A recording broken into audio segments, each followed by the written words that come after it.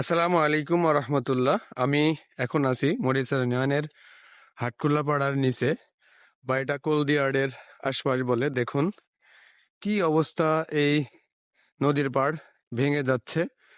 এখানে যদি সুষ্ঠুভাবে এটা বাঁধ বা এটার সংস্কার যদি না করা হয়, তাহলে কিন্তু আমাদের কুষ্টিয়া জেলা তথা পুরা জেলার জন্য ঝুঁকিপূর্ণ। দেখুন কি অবস্থা, কিভাবে ভেঙে গেছে।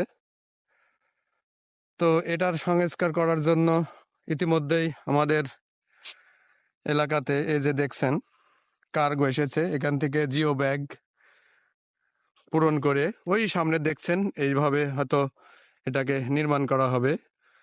যে যেখান থেকে দেখছেন অবশ্যই ভালো লাগলে অবশ্যই ভিডিওটাকে শেয়ার করবেন এবং একে অপরের দেখার সুযোগ করে দিবেন। দেখছেন কি অবস্থায় ভেঙেছে, নদী ভাঙনের কি প্রকোপ অবস্থা। এই ভাঙন যদি অব্যাহত থাকে তাহলে কিন্তু আমাদের কুষ্টিয়া জেলা শেষ হয়ে যাবে। এর আগেও আমি বর্ষা মৌসুমে একটা ভিডিও করেছিলাম, আপনারা আমাকে যথেষ্ট সাড়া দিয়েছেন, এখনো সাড়া দিবেন। দেখুন আপনারা যদি সাড়া দেন অবশ্যই আপনাদের পাশে থাকবো এবং সাথে থাকবো। দেখুন অনেকগুলা এটা কি বলে, কার্গো, সম্ভবত এই কার্গো নিয়ে আসছে। এগুলা শ্রদ্ধেয় বড় ভাই উজ্জ্বল ভাইয়ের তত্ত্বাবধানে এগুলা পরিচালিত হচ্ছে।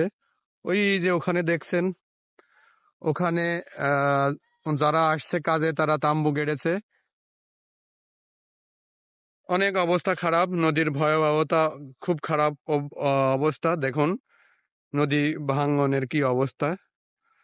তো সবাই যে যেখান থেকে আমার ভিডিওটা দেখছেন অবশ্যই লাইক এবং কমেন্ট দিয়ে সাথে থাকবেন।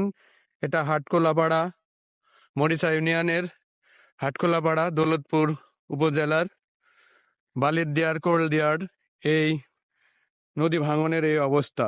এটা যদি অব্যাহত থাকে এই ভাঙা, তাহলে কিন্তু আমরা অনেক ঝুঁকিপূর্ণের ভিতরে থাকব।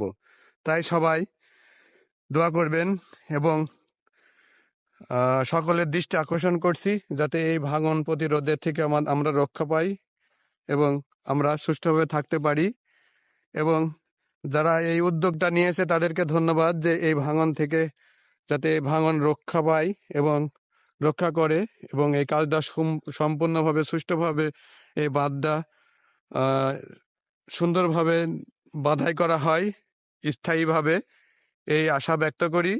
যে যেখান থেকে আমার এই ভিডিওটা দেখছেন অবশ্যই লাইক কমেন্ট দিয়ে পাশে থাকবেন এবং সাথে থাকবেন। পরবর্তী আপডেট আপনাদের জানাবো এবং এই বাঁধটা নির্মাণ হলে বা বাধাই করা হলে আপনাদের আবার দেখাবো ইনশাআল্লাহ। সবাই ভালো থাকবেন।